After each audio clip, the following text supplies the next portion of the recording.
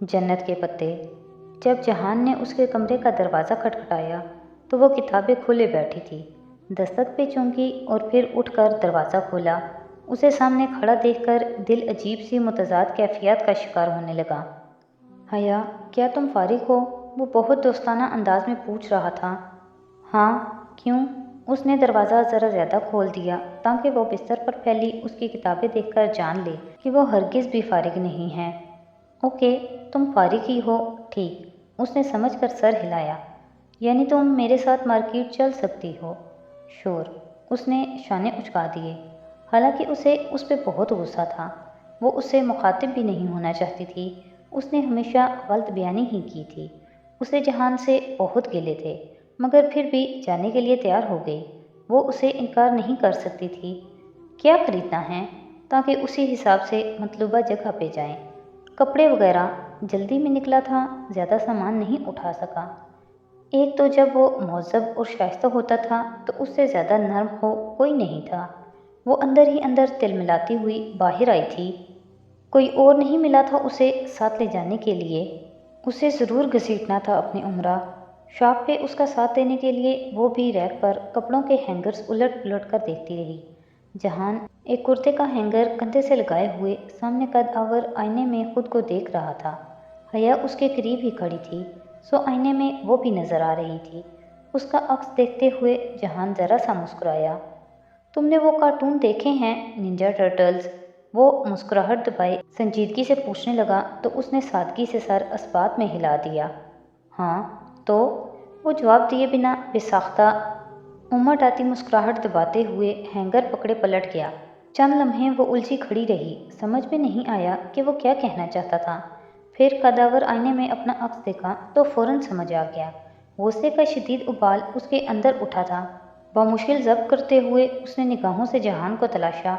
وہ وہی کرتا لیے کاؤنٹر کی طرف جا رہا تھا۔ وہ بدتمیز انسان اس کے نقاب کو ننجا ٹرٹلز کی آنکھوں کی پٹی سے تشبیہ دے گیا تھا۔ اس کا موڈ واپسی کا سارا راستہ آف رہا، مگر وہاں پرواہ کسے تھی؟ کچن میں شام کی چائے دم پر چڑھی تھی۔ الائچی اور تلتے کبابوں کی ملی جلی خوشبو سارے کچن میں پھیلی تھی۔ وہ نور بانو کے سر پہ کھڑی ٹرالی میں برتن رکھوا رہی تھی۔ ذمہ دار وہ پہلے بھی تھی، مگر ترکی سے آنے کے بعد ہر کام اپنے ہاتھ سے کرنے لگی تھی۔ اب بھی نور بانو سے زیادہ کام وہ کر رہی تھی۔ باہر لاؤنج میں تایا فرقان اور سائمہ تائی آئے بیٹھے تھے۔ ابا اماں، پھپھو اور جہان بھی وہیں تھے۔ کام کرتے ہوئے مسلسل اسے احساس ہوتا کہ جہان اسے دیکھ رہا ہے، مگر جب وہ رک کر گردن موڑ کر دیکھتی تو وہ کسی اور جانب دیکھ رہا ہوتا۔ جہان کے ساتھ ایک ہی گھر میں 2 دفعہ رہی تھی وہ۔ ایک جب ڈی جے کی بار وہ اکٹھے پاکستان آئے تھے تب اسے اپنے غم سے وقت نہ ملا، اور دوسرا جب اپنی منگنی کی رات وہ پھپھو کے گھر رک گئی تھی، اور تب جہان کو اپنی فون کال کے انتظار سے وقت نہ ملا تھا۔ یوں اب نارمل حالات میں پہلی دفعہ وہ ایک چھت تلے تھے، اور اب اسے احساس ہوا تھا کہ وہ بہت بے ضرر، خاموش اور دھیما انسان تھا۔ یہ اس کا ایٹیٹیوڈ نہیں، فطرت تھی۔ اس کے پاس سے گزرتے ہوئے وہ سلام کر لیتا، حال احوال پوچھتا، اور بس۔ ہاں، گھر میں فارغ رہ رہ کر وہ اکتا جاتا تو نور بانو کے ساتھ کچن میں بھی کبھی برتن دھونے لگ جاتا تو کبھی اسے سبزیاں کاٹ کر دیتا۔ نور بانو بیچاری ہک دہک رہ جاتی۔ اگر باہر جاتا تو صبح جاگنگ۔ اسے پہلی دفعہ معلوم ہوا تھا کہ وہ جاگنگ، واک، ورزش، ان چیزوں کا بہت خیال رکھتا تھا۔ پھر جب گھر میں بہت بور ہو گیا تو ایک دفعہ فاطمہ کے کہنے پہ حیا اسے باہر لے گئی، مگر وہ اتنا تنگ کر دینے والا تھا، یہاں سے مڑ جاؤ، وہاں لے جاؤ، نہیں لیفٹ سے کیوں مڑ رہی ہو، رائٹ سے مڑو، کیونکہ میں رائٹ ہینڈ ڈرائیو کر رہی ہوں جہان۔ اب اس نے اپنی گاڑی کی چابی جہان کو دے دی تھی۔ جہاں جانا ہے خود چلے جاؤ، جیسے تاثرات کے ساتھ۔ اس کے پاس انٹرنیشنل لائسنس تھا، سو مسئلہ نہیں تھا۔ اب وہ کبھی کبھی باہر نکل جاتا۔ گھر کے قریب اس نے جم بھی ڈھونڈ لیا تھا۔ جہان کے ساتھ رہنے میں ایک مسئلہ تھا، وہ اتنی خاموشی سے بنا چاپ پیدا کیے گھر میں داخل ہوتا کہ پتہ ہی نہیں چلتا، اور آپ کے پیچھے کھڑا ہوتا تھا۔ اب آتے جاتے چند ایک رسمی باتوں کے علاوہ ان کی بات نہ ہو پاتی۔ چاندی کے مجسمے یا تو چٹک چکے تھے یا بالکل پتھر ہو چکے تھے۔ آج بھی وہ اسے دیکھ رہا تھا۔ मगर वो उसे पकड़ ना पाती थी। वो कुछ कहता क्यों नहीं है, उसे उलझन होती। वो उसे बेइतबार करार देकर छोड़ आई थी। वो गिला क्यों नहीं करता, सफाई ना दे मगर शिकायत तो करे। लेकिन वहाँ अज़ली खामोशी थी। वो ट्रॉली धकेलती लाउंज में लाई। दुपट्टा शानों पे फैलाकर उसने लंबे बालों को समेटकर कंधे पे आगे को डाला हुआ था। वाकई दिल तो नहीं करता, सिकंदर भाई को गए अभी हफ्ता भी नहीं हुआ, मगर वो लोग समझते ही नहीं। जल्दी मचाई हुई है, साइमा ताई कह रही थी। शायद इरम की मंगनी का मसला था। हया पंजों के बल कारपेट पर बैठी चाय के कप पिरेस में रखकर बारी बारी सबको पकड़ाने लगी। भाभी आप बिल्कुल फिक्र न करें, जब हमें एतराज़ नहीं है तो लोगों का क्या है। आप अल्लाह तवक्कल करके फंक्शन की तैयारी शुरू करें। पोपो बहुत रसान से वाज़ह कर रही थी कि उन्हें कोई एतराज़ नहीं है। असल में असजद के भाई और भाभी बाहर से आए हुए हैं, उनकी मौजूदगी में वो फंक्शन करना चाहते हैं। थैंक्स। ताया ने मुस्कुराकर उससे कप पकड़ा तो वो वापस आई और आखिरी कप जहान की तरफ बढ़ाया। वो जो गौर से अब ताई की बात सुन रहा था, ज़रा सी निगाह उठाकर उसे देखा और कप पकड़ लिया। वो इसी इतवार का कह रहे थे, तो भाई आप हाँ कर देना, मुझे खुशी होगी। इतवार का फंक्शन, हया ने सोचा। क्या पहनेगी? वो चाय से फारिग होकर कमरे में आई और अलमारी खोलकर कपड़े उलट पुलट करने लगी। कोई स्लीवलेस था, किसी की आस्तीन शिफॉन की थी, किसी का दुपट्टा बारीक था। उसका एक जोड़ा भी आइडियल हिजाबी लिबास पे पूरा नहीं उतरता था। दूसरी अलमारी को लॉक लगा था। उसने चाबी निकालने के लिए पर्स में हाथ डाला तो उंगलियां मखमली डिब्बी से टकराईं। वो मुस्कुरा उठी। मेजर अहमद का चैलेंज, डोली की इमानत। उसने डिब्बी खोली। सिया यूएसबी अंदर महफूज रखी थी। पजल बॉक्स खुल गया। जवाहिर का लाकर भी खुल गया, मगर इस लॉक को कैसे खोले? आखिरी लॉक, उसकी तो पहेली भी नहीं थी, मगर पहेली होनी चाहिए थी।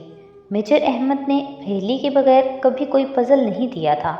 वो ताले के साथ उसकी चाबी भी हमेशा दिया करता था। ओह, डिब्बी तो मैंने देखी ही नहीं, एकदम उसे ख्याल आया। वो बेड पे बैठी और फ्लैश बाहर निकाली। वो साफ थी, कोई लफ्ज़ कोई निशान वगैरह नहीं। अब उसने डिब्बी ऊपर नीचे से देखी, कुछ भी नहीं। उसने अंदर रखे मखमली फोम को उंगलियों से पकड़कर बाहर निकाला। नीचे डब्बी के पेंदे पे स्याह मखमल का एक और टुकड़ा रखा था। उसने टुकड़ा निकालकर पलट कर देखा। वहाँ सुनहरी धागे से वो अल्फाज सिले थे, स्टोरी स्वेप्ट, स्टोरी स्वैप। उसने अचंभे से दोहराया। ये फ्लैश ड्राइव की पहेली थी, उसको हल करके ही वो आखिरी ताला खोल सकती थी। मगर इस सतर का मतलब क्या था? कि कहानी को स्वैप करने से क्या मुराद हुआ भला? क्या ये सतर अंग्रेज़ी ग्रामर के लिहाज से दुरुस्त भी थी? अदल बदल की गई कहानी। कहानी को स्वैप करने से मुराद तो यही होता है कि आप अपनी कहानी किसी को पढ़ने दें और वो बदले में अपनी कहानी आपको पढ़ने दे। इस अजीब सी सतर का यही मतलब निकलता था। मगर कौन सी कहानी? शायद प्रोफेसर गूगल कुछ कर सकें। यही सोचकर उसने कंप्यूटर ऑन किया और गूगल पे यही अल्फाज लिख कर ढूंढा, मगर ला हासिल। वो मुतफर्रिक से अल्फाज थे जिनको अहमद ने जमा कर दिया था। ये कुल 12 हरूफ थे, सो पासवर्ड नहीं हो सकते थे, मगर पासवर्ड उन्हीं में छुपा हुआ था। रात सोने से पहले तक वो उन्हीं 2 अल्फाज को सोचती रही थी, मगर किसी भी नतीजे पे पहुंचने से कबल ही नींद आ गई। इरम की मंगनी का फंक्शन ताया फुरकान के लॉन में मुनक्किद किया गया था। फंक्शन ख़वातीन का था, मर्दों का इंतज़ाम बाहर था। मगर तैयार होते वक्त वो जानती थी कि ये फंक्शन भी इतना ही सेग्रीगेटेड होगा जितना दावर भाई की मेहंदी का फंक्शन था। बराए नाम जनाना हिस्सा, जहाँ वेटर्स, मूवी मेकर्स, लड़के कज़न्स सब आ जा रहे होंगे। पता नहीं फिर बेचारे बाकी मर्दों को इलादा क्यों बिठाया जाता था, या फिर ऐसी शादियों को सेग्रीगेटेड कहने की मुनाफिकत क्यों थी? सोसाइटी के मयारात जिन पे कोई उंगली नहीं उठा सकता था। उसने अपनी 22 साला ज़िंदगी में कभी कोई मुकम्मल सेग्रीगेटेड शादी नहीं देखी थी। ताया की सख्ती थी कि मंगनी पे दूल्हा नहीं आएगा, अंगूठी सास पहनाएगी। मगर जो ख़ानदान के लड़के काम के बहाने चक्कर लगा रहे होंगे, उन पर कोई पाबंदी नहीं होगी। बाहर वो अबाया लेती थी, असूलन उसे इधर भी अबाया लेना चाहिए था, मगर मंगनी का फंक्शन बराए नाम ही सही था तो सेग्रीगेटेड। لڑکے وغیرہ تھے مگر وہ ذرا دور تھے، وہ مکمل طور پر مکسڈ گیدرنگ نہیں تھی۔ عبایا کا مقصد زینت چھپانا اور چہرہ چھپانا ہی تھا، تو وہ یہ کام اپنے لباس سے بھی کر سکتی تھی، سو اس نے عبایا نہیں لیا، مگر لباس کا انتخاب عبائے کے متبادل اور مترادف کے طور پر کیا۔